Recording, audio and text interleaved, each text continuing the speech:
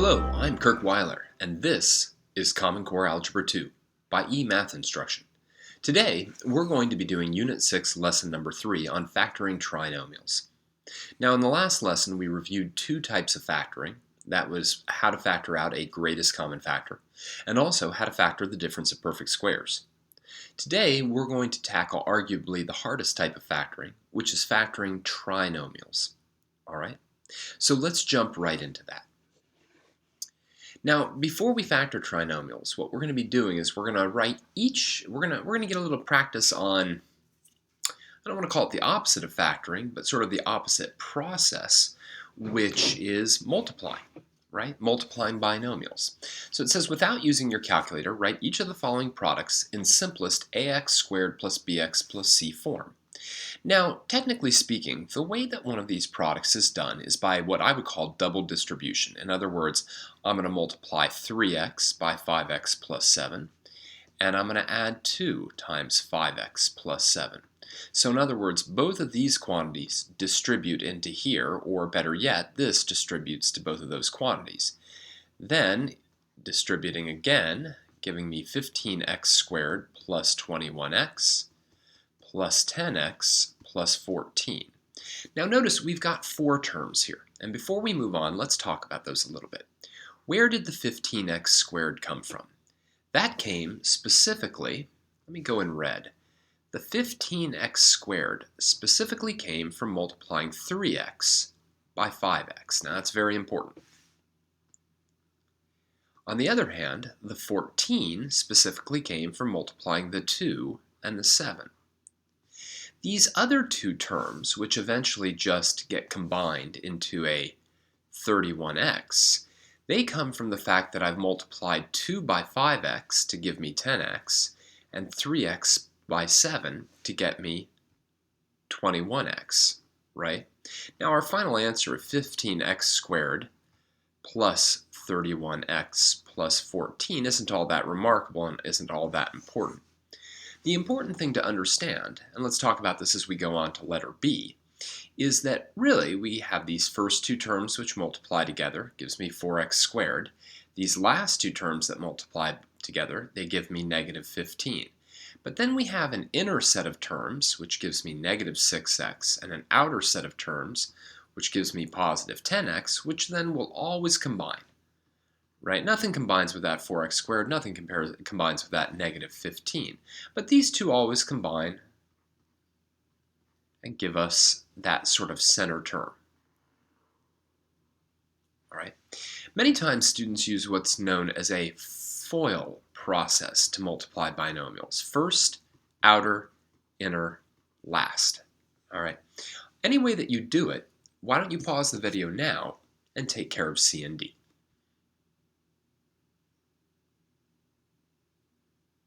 All right, let's go through them. So in letter C, whoops, gotta use the right side of the pen, right? We're gonna get 5x times x, 5x squared. I'll get negative 4 times x, negative 4x, 5x times negative 2, negative 10x, and then negative 4 times negative 2 would be a positive 8. Again, nothing combines with these two terms, but these two terms, in this case, combine to be a negative 14x plus 8.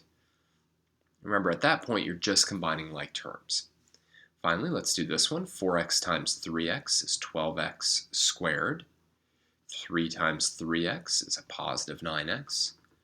4 times negative 8 is a negative 32x. And 3 times negative 8 is negative 24. Again, these two combine to give us a net negative 23x, and then minus 24. Now, when we factor, what we're going to be looking to do is start with all the things that are circled and go backwards to these products, and that is much, much harder. But we're going to learn methods to do it in this lesson and then even more in the next lesson. So pause the video now and write down anything you have to before we start to factor. Okay, let's clear it and let's start to factor. Okay, so I want to take this trinomial and break it up as the product of two binomials. Okay? And I've given 4 guesses here because basically, let's just cut right to the chase. In my opinion, there's only one real way to factor trinomials. Guess and check. If your teacher shows you another way that works with products and sums and magical boxes and things that just disappear, hey, fair enough, right? That's up to a teacher's discretion. But to me, the best way to factor a trinomial is to guess and check. So let's start working on that. All right. Below are 4 guesses of how this trinomial factors. 2 of these guesses are unintelligent, meaning they should not even be checked. Cross them out and explain below them why they are unreasonable. Think about this for a second. All right, let's talk about them. Well, I claim that this is an unreasonable guess. And the reason it's unreasonable is that x times x is x squared, but I need 6x squared. So that one's out. I don't have to check anything else. Nothing's going to combine with an x squared to give me a 6x squared. We kept trying to emphasize that in the last problem. I also claim that this one makes no sense. Now, granted, 3x times 2x is 6x squared, but negative 2 times negative 3, that would give me a positive 6, but I've got to have a negative 6. A negative 6. So that one's out. All right, these 2 are both reasonable guesses, and let's again talk about that for a second. These are reasonable because 3x times 2x is 6x squared, and 2 times negative 3 is negative 6. So the first term matches, and the last term matches. Likewise, 6x times x is 6x squared, and 1 times negative 6 is negative 6. So again, that's a reasonable guess. But one of them's correct and one of them's not correct, all based on this negative 35. And it's this simple, right? It's this simple to figure out which one is correct. We already know the first term works, and we already know the last term works. So all I need to do is check whether this product plus this product sums to be this. And the answer on this one is a resounding no. Let's check this one. 6x plus 1 times x minus 6, right? Here, again, I don't need to check the first and the last. I just have to see if this product, 1x, plus this product, negative 36x, gives me the right answer. Negative 35x, yes. So when I talk about guessing and checking, a lot of students say, I don't want to guess and check, because then I got to FOIL the whole thing out. I have to multiply these 2 binomials all the way out. But you don't. If you make intelligent guesses, i.e., you make guesses where the first terms multiplied give you the first term of the trinomial, and the last terms multiplied give you the last term, then all you have to do is sort of check the inner and the outer terms and see if they sum to be that second term of the trinomial. Whew. Lots of words flying around. Pause the video now and write this down. This is very, very important. Okay, let's clear out the text and start to factor some trinomials. It's all guess and check. All right, and we're going to start easy, then we're going to get a little bit harder and a little bit harder.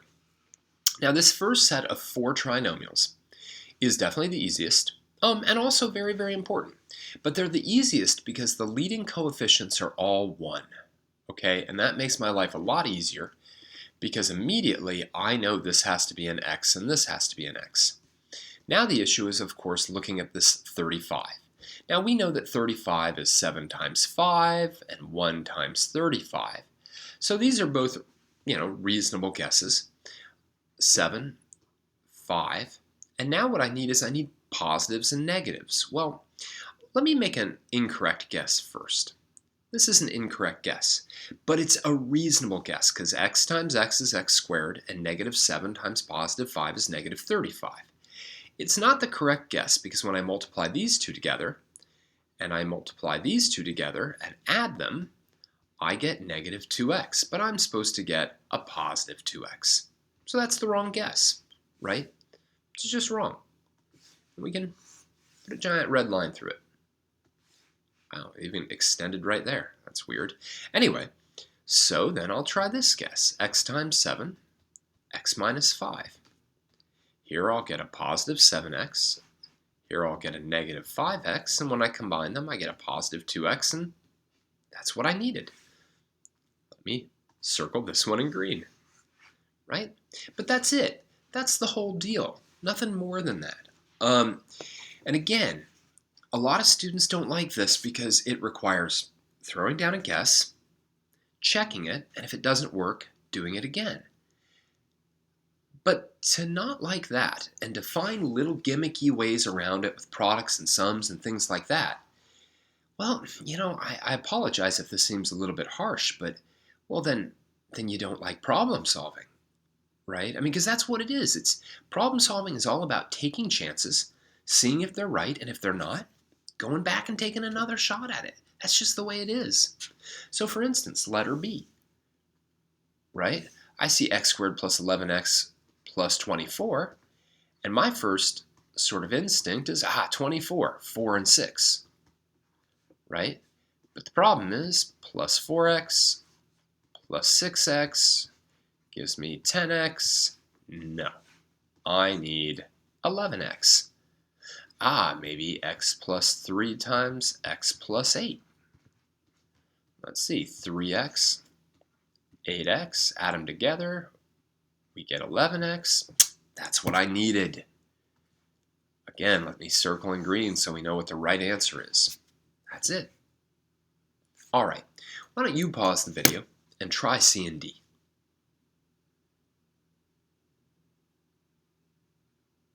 All right, let's do it. Now, you can certainly use and develop some number sense on here, which is helpful. So for instance, right, based on the fact that this is a positive 22, the way this factors either has to look like this or it has to look like this, because these two things multiplied have to give me a positive. So they either both have to be negative or both have to be positive. But this is negative, right? Therefore, if we're going to start off with a guess that has a reasonable shot of being correct, we start with that. And then we see negative 11x, negative 2x, those combine to be negative 13x. That checks, and that means this is the correct factorization. All right, this guy. Again, you can also develop some good sense of things, right? 5 and 10, 2 and 25, etc. Probably 5 and 10. We know one's got to be negative and one's got to be positive because this is negative. And we can also develop a sense that the larger one has to be the negative because they have to combine to be a net negative. And this one does end up being correct. I'm not going to go through the check.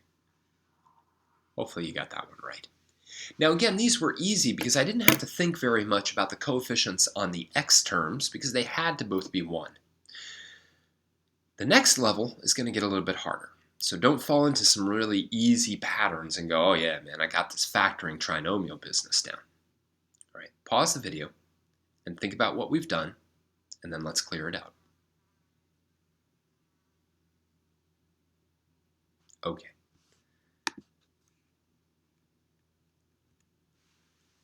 Exercise 3. Using a guess and check technique, factor each of the following trinomials that have prime leading coefficients. Show each check, guess, and check. Now, I think of these as being sort of the second easiest or the second hardest, depending on how you want to look at it. And what I mean by that is ones where the leading coefficient on x squared are both prime numbers. Okay? Now, the reason that I think that these are still fairly easy is that, again, I have no choice. It's got to be 3x and x. It just has to be. All right? But having a coefficient there other than 1 now starts to throw things off a little bit. Okay? Now let's talk about 40. It's got to be negative, right? But what do we have? We got 2 and 20. We've got 4 and 10. We've got 5 and 8. All right. And I kind of do want to walk down the road of at least one wrong guess. So let me put like a 10 here, and let me put a 4 here, and let's go negative and positive. One's got to be negative, one's got to be positive. So this is a reasonable guess again, because 3x times x is 3x squared, and 10 times negative 4 is negative 40. So it's reasonable. It's not right, because when I multiply these two together, I get 10x. When I multiply these two together, I get negative 12x, and combined, those will be negative 2x. So, nope, that's not right. So let's try another one. Now, it could be the 10 and the 4, but maybe they're just switched. Maybe the 4 goes with the 3, and the 10 goes with the x. All right, but I'm gonna go with a 5 and an 8. I'm gonna go 5 here. I'm gonna go 8 here. One's got to be positive, one's got to be negative. And again, it's reasonable. 3x times x is 3x squared. Negative 5 times positive 8 is negative 40. Let's see if it's right. Here I'll get negative 5x. Here I'll get positive 24x. And when I add those together, I get a net positive 19x. And that's exactly what I needed. All right. The key is to try it as many times as you need to until you get it right. How about you pause the video now and you try this one?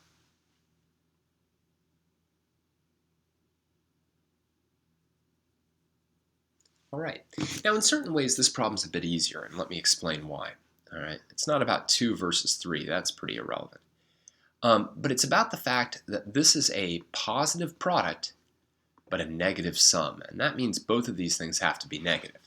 Now, here's where, of course, it's tough, because 18 is 2 times 9, 1 times 18, 3 times 6, and that's it.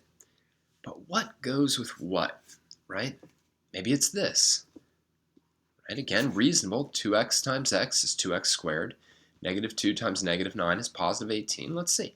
I'm going to get negative 2x there, negative 18x there, and those two combined, with addition to be negative 20x, I need negative 15x. So no. But I do know that they're both negative. So let's try 3 and 6. Get rid of that, get rid of that, get rid of that. Let's see, here I'd have negative 3x. Now remember, it's 2 times negative 6, so that's going to be negative 12x. And when I add negative 3x, negative 12x, I get negative 15x, and that's what I needed. I mean, again, I could make hundreds of incorrect guesses and just keep checking. But we won't do too much of that simply because we're trying to get you the idea, not bang our heads in the wall guessing and then failing. All right. So pause the video, write down anything you need to, and then we'll factor some more. Okay. Let's clear it out and move it on. All right. Now, the absolute hardest problems, absolute hardest trinomials to factor, are ones where the leading coefficient are not prime. Not prime. So that's tough. That can be very difficult. Because first off, that 15 could be 1 and 15. It could be 3 and 5, right? This is much more difficult. Now, what should you start with? I don't know. Why don't we start with x and 15x? See how that works. Luckily for us, the 2's not too bad, right? I don't know. Maybe put the 2 here and the 1 here. Now, they both have to be positive because we have a positive product and a positive sum. So they can't be negative. So maybe that's it. What will we get here? Let's see, 15x, 2x. Remember, we're adding these. We get 17x. We need 13x. All right, so that's not right. We could flip-flop these, but we wouldn't find anything there either. So let's try 3x plus 2, and 5x, I guess it would have to be plus 1. Again, it's a reasonable guess. 3x times 5x is 15x squared. 2 times 1 is 2. So here we'll have 10x. Here we'll have 13x. When I add them together, I get 13x. That checks. All right, pause the video and take a shot at letter B.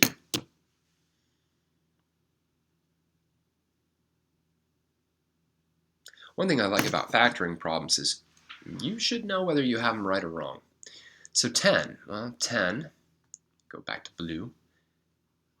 10 is either 1 times 10 or 5 times 2.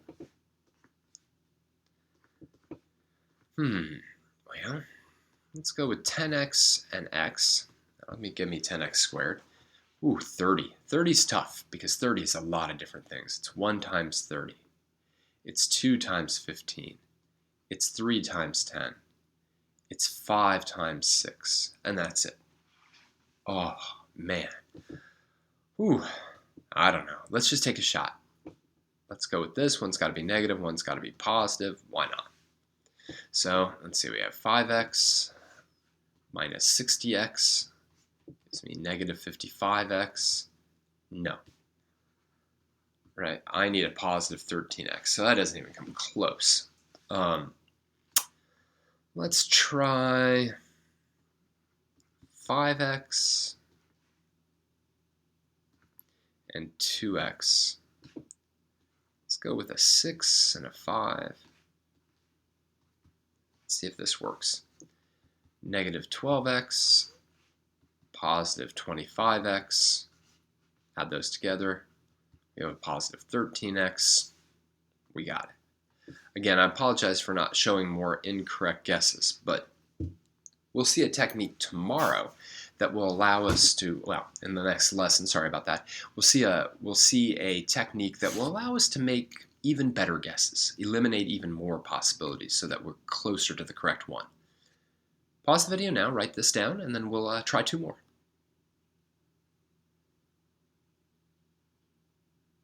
Okay, let me clear that out. All right, well, last 2. So I'd like you to pause the video, work on both of those, and then we'll go through them.